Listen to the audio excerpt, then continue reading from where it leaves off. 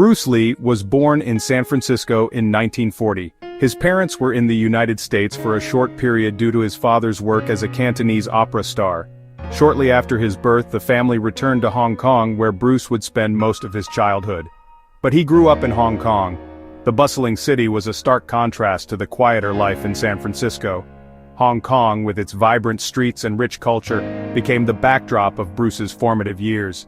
He was a mischievous child. Always full of energy and curiosity, Bruce often found himself in the middle of playful antics and adventures with his friends. His spirited nature made him a natural leader among his peers.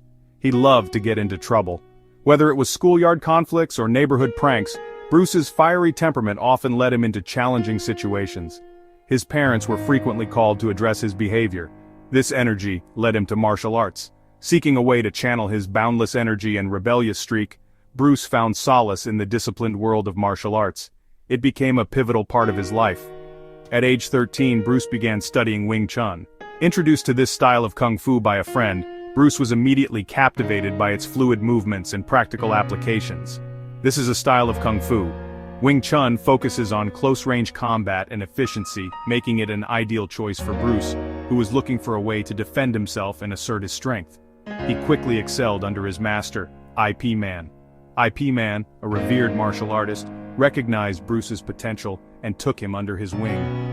Under Yip Man's guidance, Bruce's skills flourished. Bruce's passion for martial arts grew. The more he trained, the more he realized the depth and complexity of martial arts. It wasn't just about fighting, it was a way of life, a philosophy. He trained hard and mastered his skills. Bruce's rebellious streak continued. Despite his dedication to martial arts, Bruce's fiery nature didn't wane. He often found himself in street fights, testing his skills in real-world scenarios. He often got into street fights. This worried his parents. They feared that his confrontational behavior would lead to serious trouble. The streets of Hong Kong were no place for their talented yet headstrong son. When he was 18, they sent him back to the United States. They hoped that a change of environment would help him find a new path. Little did they know, this move would be the beginning of Bruce Lee's journey to becoming a global icon. Bruce arrived in America in 1959. He was just 18 years old, full of dreams and aspirations. Leaving behind his family and the bustling streets of Hong Kong, he embarked on a journey that would change the world of martial arts forever. The young Bruce Lee was determined to make a name for himself in a foreign land, carrying with him the rich heritage of Chinese martial arts and a burning desire to innovate and excel. He started a new life in Seattle. Bruce worked odd jobs to support himself, from waiting tables to working as a live-in waiter at a Chinese restaurant. These jobs were far from glamorous, but they taught him resilience and the value of hard work. Despite the challenges, Bruce never lost sight of his ultimate goal. He was determined to succeed, not just for himself, but to honor his family's legacy and to prove that martial arts could be more than just a traditional practice. He also went to college, enrolling at the University of Washington. There he studied philosophy, a subject that would deeply influence his approach to martial arts. Bruce was not just a fighter. He was a thinker, constantly questioning and seeking to understand the deeper truths of life and combat. His time in college broadened his horizons and provided him with new perspectives that he would later integrate into his martial arts philosophy. But martial arts remained his true passion. Every spare moment was spent training, refining his techniques, and pushing his physical and mental limits. Bruce's dedication was unparalleled. He believed that martial arts were not just about physical prowess, but also about cultivating the mind and spirit. His rigorous training regimen was a testament to his commitment and his relentless pursuit of perfection. Bruce began teaching Kung Fu to a small group of students. His classes were unlike any other, blending traditional techniques with innovative methods. He was a natural teacher, able to inspire and motivate his students. Bruce's teaching was not just about imparting skills, it was about instilling a philosophy of life, a way of thinking that transcended the dojo and could be applied to all aspects of life. He impressed people with his skill and charisma. Bruce had an aura about him, a magnetic presence that drew people in. His demonstrations were electrifying, showcasing not just his technical prowess, but also his deep understanding of the art. People were captivated by his fluid movements, his speed, and his power. Bruce was not just a martial artist, he was a performer, able to convey the beauty and intensity of martial arts through his every move. His classes attracted students from all backgrounds. Bruce believed that martial arts were for everyone, regardless of race, gender, or background. His inclusive approach broke down barriers and brought people together.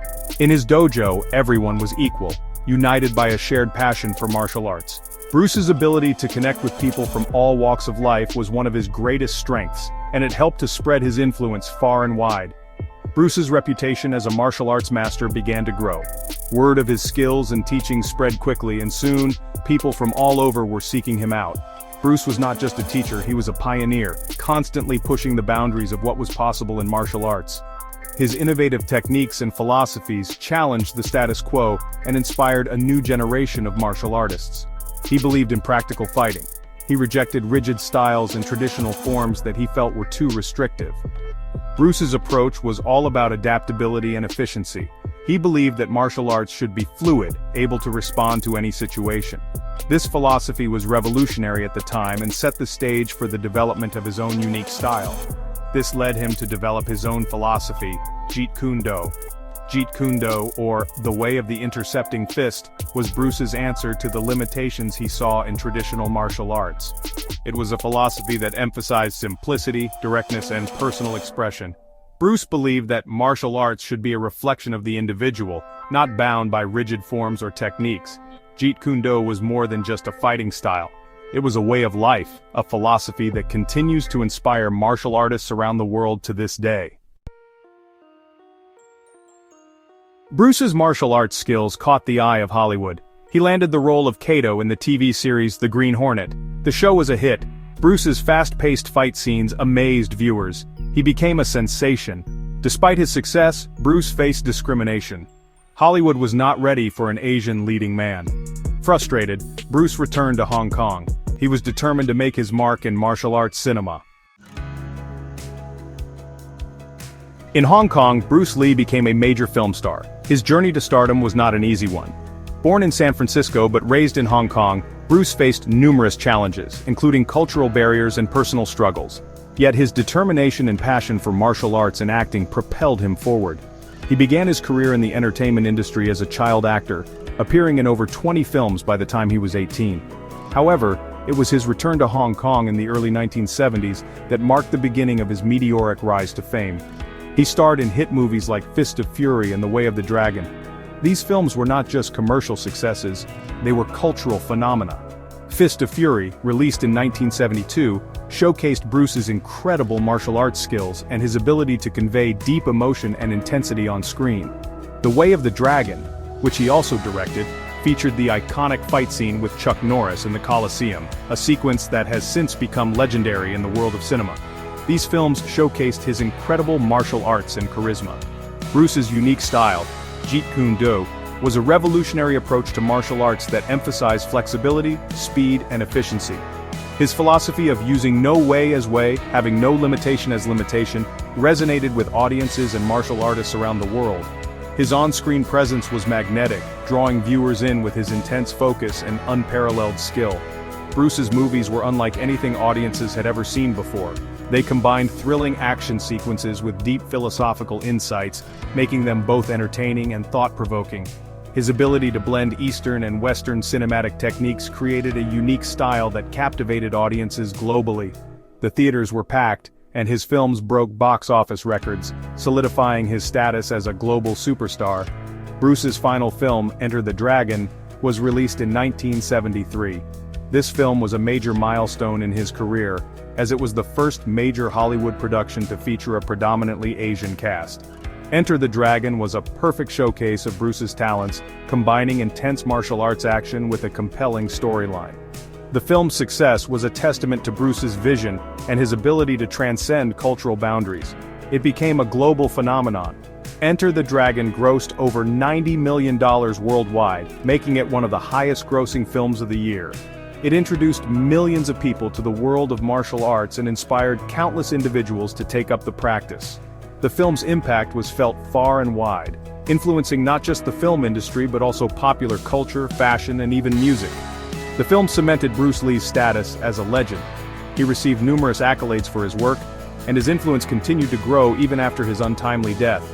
Bruce's star on the Hollywood Walk of Fame is a testament to his enduring legacy and the profound impact he had on the world of entertainment and martial arts. Tragically, Bruce died just weeks before its release. His sudden passing at the age of 32 shocked the world and left a void in the hearts of his fans. Despite his short life, Bruce's contributions to film and martial arts were immense, and his legacy continues to inspire new generations. He was only 32 years old. Yet, in that brief span, Bruce Lee achieved more than most do in a lifetime. His philosophy, his films, and his martial arts continue to live on, reminding us of the power of determination, passion, and the indomitable human spirit. Section 5. Beyond the silver screen: Lee's enduring legacy. Bruce Lee's death shocked the world. He left behind a legacy that continues to inspire. His movies transcended language barriers. They showed the power and beauty of martial arts. Bruce became a cultural icon. Bruce's impact went beyond entertainment. He challenged stereotypes. Bruce showed that Asians could be strong and heroic. He paved the way for greater representation in Hollywood. Bruce's influence is still felt today. Section 6. Jeet Kune Do, the art of fighting without fighting. Bruce Lee's martial arts philosophy was Jeet Kune Do. It means the way of the intercepting fist. It is about more than just fighting. It's about self-expression, adaptability, and personal growth. Jeet Kune Do is about using what works. It encourages adapting to any situation. Bruce believed in breaking free from rigid styles. He emphasized speed, fluidity, and efficiency. Jeet Kune Do continues to be studied and practiced worldwide. Section 7. The Dragon's Roar echoes Lee's impact on martial arts. Bruce Lee revolutionized martial arts on screen. His dynamic fighting style was electrifying. He used his films to showcase different martial arts. Bruce popularized Kung Fu in the West. Bruce's influence is seen in countless movies and TV shows. He inspired generations of martial artists. Many famous actors like Jackie Chan and Jet Li cite Bruce as a major influence. Bruce helped make martial arts a global phenomenon. Section 8. A global icon: Bruce Lee's enduring legacy. Bruce Lee became a global icon. His image is instantly recognizable. He represented strength, skill, and determination. Bruce's influence extends far beyond martial arts. Bruce's philosophy of self-expression resonates with people from all walks of life. He inspires artists, athletes, and anyone striving for excellence. Bruce Lee's legacy is a testament to the power of passion, hard work, and dedication. Section 9. Conclusion: The undying flame of Bruce Lee.